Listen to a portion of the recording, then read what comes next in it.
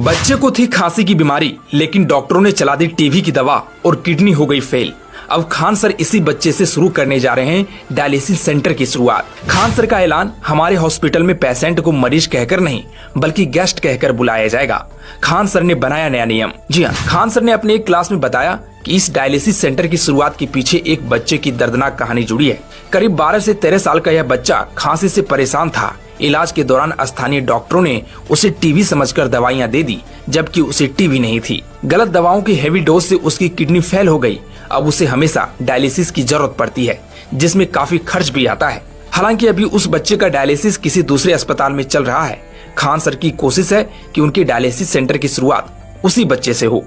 Khan sir ने बताया कि जिन मरीजों की किडनी फेल हो जाती है, उन्हें हफ्ते में 3 बार यानी महीने में 12 से 13 बार डायलिसिस कराना पड़ता है। प्राइवेट अस्पतालों में यह डायलिसिस कराने में 3 से 4 हजार रुपए खर्च होता है। इस तरह एक मरीज को हर महीने केवल डायलिसिस पर ही लगभग 50 हजार रुपए खर्च करना पड़ता है। गरीब और मिडिल क्लास परिवारों के लिए यह खर्च बहुत ज्यादा है। इसी वजह से उन्होंने फैसला किया है कि कम खर्च पर हर जिले में डायलिसिस सेंटर की सुविधा दी जाएगी। अब आप खुद सोचिए, एक गरीब या मिडिल क्लास यह खर्च कैसे संभव हो सकता है। जहां घर का पूरा महीना 15-20 हजार में चलता हो, वहाँ 50 हजार रुपए सिर्फ डायलिसिस पर लगना मानो किसी पहाड़ को कंधे पर उठाने जैसा है। इसी पीड़ा को समझते हुए खान सर ने फैसला किया है कि वे हर जिले में कम खर्च पर डायलिसिस सेंटर की सुविधा खोल देंगे। अब बात करते हैं उस अनोखे फैसले की जो शायद आपने किसी अस्पताल में पहले कभी नहीं सुना होगा। दरअसल खान सर ने कहा है कि हमारे अस्पताल या डायलिसिस सेंटर में आने वाले कोई भी इंसान को मरीज नहीं कहा जाएगा, हम उन्हें गेस्ट कहेंगे यानी मेहमान, क्योंकि उनका मानना है कि बीमार इंसान पहले से ही दर्द और तकलीफ झेल रहा होता है। अगर उसे मरीज या पेशेंट कहकर पुकारा जाए तो उसका आत्मविश्वास और भी गिर जाता है।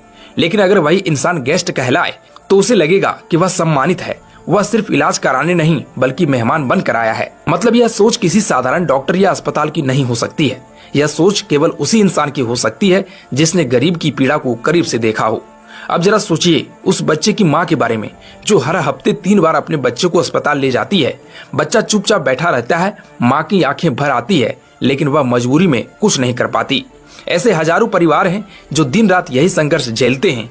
किसी ने अपनी जमीन बेच दी, किसी ने कर्ज ले लिया, तो कोई अपना घर गिरवी रखकर डायलिसिस करा रहा है। हालांकि खान सर अपना पहला हॉस्पिटल कहां खोलने जा रहे हैं, इसके बारे में तो ज्यादा जानकारी नहीं है, लेकिन उन्हीं की एक वीडियो के माध्यम से पता चला है कि वह अपना पहला हॉस्पिटल पटना में ही खोलेंगे।